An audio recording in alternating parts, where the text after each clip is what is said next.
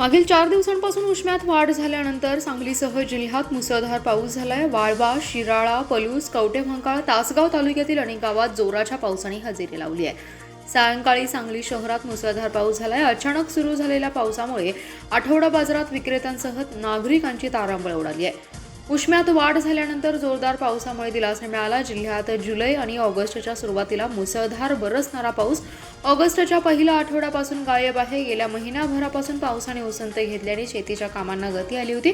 मात्र गेल्या 4 दिवसांपासून उष्मा वाढला होता। ढगाळ वातावरणही राहिलं, मात्र पावसाने हुलकावणी दिली। शनिवारी जिल्ह्यात पुन्हा जोरदार पाऊस झालाय। वाळवा, शिराळा, पलूस, कवठेमहांकाळ, जत आणि मिरज तालुक्यात चांगला पाऊस झाला। सांगली शहरात दिवसभर ढगाळ वातावरण होतं। सायंकाळी 6 वाजल्यापासून जोराच्या पावसाला सुरुवात झाली। शनिवारी आठवडा बाजार असल्याने बाजारपेठेत गर्दी होती। अचानक सुरू झालेल्या पावसामुळे विक्रेत्यांसह नागरिकांची तारांबळ उडाली। सुमारे तासभर पाऊस सुरूच राहिला, त्यामुळे अनेक ठिकाणी पाणी साचल्याचं चित्र आहे। राज्यात 21 सप्टेंबरपासून परतीचा पाऊस सुरू होईल, तो ऑक्टोबरपर्यंत मुक्कामी राहील असा अंदाज हवामान विभागाकडून व्यक्त करण्यात आलाय। सांगली जिल्ह्यात सर्वाधिक चर्चेत असणाऱ्या खानापूर विधानसभा मतदारसंघात आता एक मोठी राजकीय ट्विस्ट निर्माण झालाय। वंचित बहुजन आघाडीचे प्रमुख प्रकाश आंबेडकर यांनी खानापूर विधानसभा मतदारसंघातून ओबीसी नेते संग्राम माने यांची उमेदवारी जाहीर केली आहे। वंचितच्या उमेदवारीने मात्र महायुती आणि महाविकास आघाडीची डोकेदुखी वाढणार आहे। वंचित बहुजन आघाडीचे प्रमुख प्रकाश आंबेडकर यांनी पत्रकार परिषद घेत आगामी विधानसभा निवडणुकीसाठी वंचित बहुजन आघाडीने त्यांच्या 11 उमेदवारांची पहिली यादी जाहीर करत उमेदवारांच्या नावाची घोषणा केली आहे। वंचित बहुजन आघाडीने पहिल्यांदाच खानापूर विधानसभा मतदारसंघातून उमेदवाराला निवडणुकीच्या रिंगणात उतरवलं असून खानापूर मतदारसंघातून संग्राम माने यांना उमेदवारी जाहीर करण्यात आली आहे। वंचित बहुजन आघाडीचे उमेदवार संग्राम माने हे खानापूर तालुक्यातील नागनाथ नगर गावचे रहिवासी आहेत। संग्राम माने यांनी ओबीसी समाजासाठी मोठं काम केले। विविध प्रश्नांसाठी लक्षवेधी आंदोलने केली आहेत। त्यांच्या पाठीमागे ओबीसी समाज मोठ्या ताकदीने, तसेच मतदारसंघात ओबीसी समाजाचं मतदान हे जवळपास 1.5 लाखाच्या जवळपास आहे। त्यामुळे आगामी विधानसभा निवडणुकीत संग्राम माने यांची उमेदवारी मतदारसंघात निर्णायक ठरणार आहे। मराठा आरक्षणासाठी मनोज जरांगे पाटील यांनी पुन्हा उपोषण सुरू केले। त्यांची तब्येत खालावत असल्याने सरकारने तातडीने तोडगा काढावा। त्यांच्या प्रकृतीस काही बरे वाईट झालं तर मराठा समाजाच्या उद्रेकाला सामोरं जावं लागेल असा इशारा मराठा क्रांती मोर्चाच्या वतीने देण्यात आलाय। आज सायंकाळी मराठा क्रांती मोर्चा सांगली जिल्हा यांच्या वतीने मनोज जरांगे पाटील यांच्या उपोषणास पाठिंबा देण्यासाठी बैठक आयोजित करण्यात आली होती। या बैठकीत समाजाच्या वतीने कोणकोणती आंदोलने करावी यावर सविस्तर चर्चा झाली। त्यानुसार मनोज जरांगे पाटील जे आदेश देतील ते पाळण्याचं सर्वानुमते निर्णय घेण्यात आला। सांगली जिल्ह्यात 52,000 कुणबी नोंदी सापडल्या आहेत। त्याची प्रमाणपत्रे काढण्यासाठी युद्ध पातळीवर सामूहिक प्रयत्न करून त्याकरिता जिल्हा, तालुका, गाव, वाडी वस्ती पातळीवरती कमिटी तयार करून संघटन करण्याचा निर्णय घेण्यात आला। वेळोवेळी जिल्हाधिकारी, प्रांत, तहसीलदार कार्यालय यांच्याकडून सर्व कुणबी नोंदी सुलभरित्या मिळण्याकरिता अधिकचे काम करण्याचं ठरलं। दरम्यान संघर्ष योद्धा मनोज जरांगे पाटील यांची प्रकृती दिवसेंदिवस खालावत आहे। त्यांची गंभीर दखल घेऊन शासनाने त्वरित तोडगा काढावा, नाहीतर शासनाला मराठा समाजाच्या उद्रेकाच्या रूपाला सामोरं जावं लागेल। ते शासनाला कदापिही परवडणार नाही, याची देखील शासनाने गंभीर दखल घ्यावी असा इशारा देण्यात आलाय। निसर्गाची अलौकिक निर्मिती असलेल्या मोहक, नाजूक फुलांची तितक्याच अद्वितीय पद्धतीने केलेली रचना ही सध्या सांगलीत अनुभवयास मिळते। सांगलीत गुलाब पुष्प प्रदर्शन आणि पुष्परचना स्पर्धेचं आयोजन करण्यात आले असून इथल्या मनमोहक गुलाबांनी सांगलीकर मोहरलेत। कौशल्याने उत्पादित केलेल्या फुलांची वाहवा होताना हे पाहून शेतकऱ्यांचे चेहरेही गुलाबासारखेच फुललेत। निमित्त होतं रोज सोसायटी आणि मराठा समाज यांच्या संयुक्त विद्यमाने आयोजित गुलाब पुष्प प्रदर्शनाचं। यंदा पुष्प प्रदर्शनाचं 46वा वर्ष आहे। या प्रदर्शनाचं उद्घाटन खासदार विशाल पाटील आणि पूजा विशाल पाटील यांच्या हस्ते करण्यात आले। यावेळी हिमालयातील भगवान शंकर यांची सजावट प्रदर्शनाचं मुख्य आकर्षण ठरलं। त्याचबरोबर दिव्यांग मुलांनी तयार केलेल्या वेगवेगळ्या फुलांच्या कलाकृती या प्रदर्शनात मांडण्यात आल्या होत्या। यंदा भरवण्यात आलेल्या प्रदर्शनाला उत्स्फूर्त प्रतिसाद मिळालाय। फुलांचे विविध प्रकार आणि त्याची करण्यात आलेली आकर्षक मांडणी पाहण्याबरोबरच प्रदर्शनातील फुले आणि फुलांच्या सजावटीचे फोटो काढण्यासाठी गर्दी झाली होती। या प्रदर्शनात जरबेरा, शेवंती, ग्लॅडियर, रेड बेरीज, आर्किड आदी फुले लक्ष वेधून घेत होती। या प्रदर्शनात तब्बल हजारो फुलं ठेवण्यात आली आहेत। वेगवेगळ्या फुलांची आणि नवनवीन जातीच्या फुलांची माहिती लोकांना व्हावी आणि निसर्गाबाबत लोकांच्या जागृती निर्माण व्हावी या उद्देशाने हे फुलांचं प्रदर्शन भरवण्यात आलंय। सांगली आणि आटपाडी येथील सराफांना 6 कोटी रुपयांना गंडा घालणाऱ्या बंगाली कारागिरासह त्याच्या पत्नीला जेरबंद करण्यात स्थानिक गुन्हे अन्वेषणाच्या पथकाला यश आले. विश्रामबाग परिसरात लपून बसलेल्या दोघांना पकडून त्यांना आटपाडी पोलिसांच्या स्वाधीन करण्यात आले.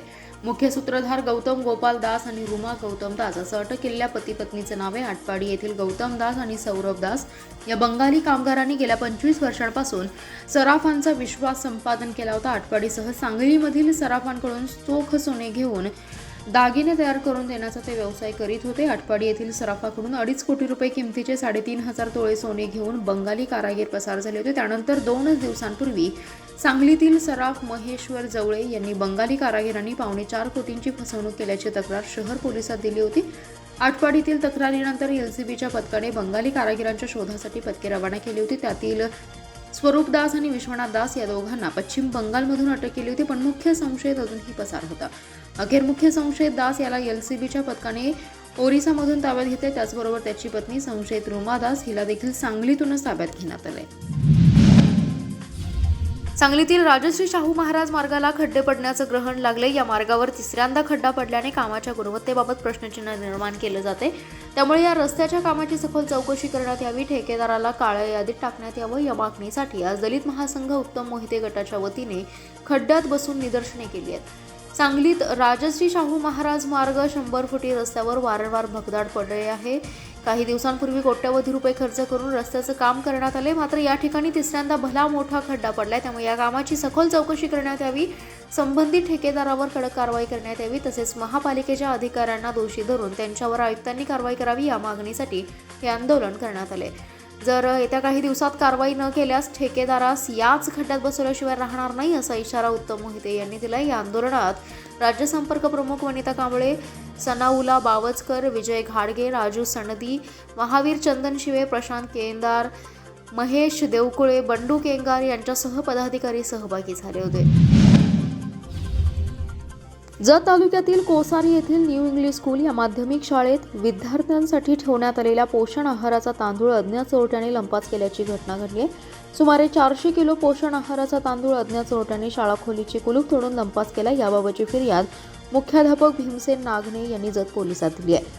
कोसारी येथे न्यू इंग्लिश स्कूल या माध्यमिक शाळेत इयत्ता 5वी ते 8वी पर्यंतच्या विद्यार्थ्यांना प्रधानमंत्री पोषण आहार माध्यान्ह भोजन योजनेअंतर्गतचा तांदूळ एका खोलीत ठेवण्यात आला होता. शुक्रवारी नेहमीप्रमाणे मुख्याध्यापकांनी 5 वाजता शाळा सुटल्यानंतर तांदळाच्या खोलीला कुलूप लावलं असल्याची खात्री केली होती. मात्र आज सकाळी शाळा उघडण्यासाठी ते गेले असता तांदळाच्या 2 नंबरच्या खोलीचं कुलूप तुटलेलं दिसलं. अंदाजे 400 किलो तांदूळ कमी असल्याचं दिसलंय. त्यामुळे अज्ञात चोरट्याने तांदूळ चोरला असल्याचं जत पोलिसात फिर्याद दिली आहे. मिरज तालुक्यातील भोसे येथे रत्नागिरी नागपूर राष्ट्रीय महामार्गालगत असलेल्या प्रसिद्ध यल्लमा देवी मंदिरात रात्रीनंतर चोरीचा प्रकार घडलाय. चोरट्यांनी कटरच्या साह्याने मंदिराच्या मुख्य प्रवेशद्वाराचं लोखंडी ग्रिल तोडून मुख्य गाभाऱ्यात प्रवेश करत देवीच्या अंगावरील अर्धा तोळे सोन्याचे दागिने आणि दानपेटीतील 700 रुपयांची रोख रक्कम असं एकूण सुमारे 40,000चा मुद्देमाल चोरून नेला. या प्रकरणी मंदिराचे पुजारी बाळू नलवडे यांनी मिरज ग्रामीण पोलिसात फिर्याद दिली आहे. भोसे येथे रत्नागिरी नागपूर महामार्गालगत खालील बाजूस यल्लमा देवी मंदिर आहे. गुरुवारी रात्री 9 वाजता मंदिराच्या पुजाऱ्यांनी नेहमीप्रमाणे मंदिर बंद केलं होतं. रात्रीच्या सुमारास चोरट्यांनी सदर मंदिरात शिरून मुख्य गाभाऱ्याचे लोखंडी ग्रिल कटरच्या साह्याने तोडलं. त्यानंतर लाकडी दरवाजा तोडून आत प्रवेश केला.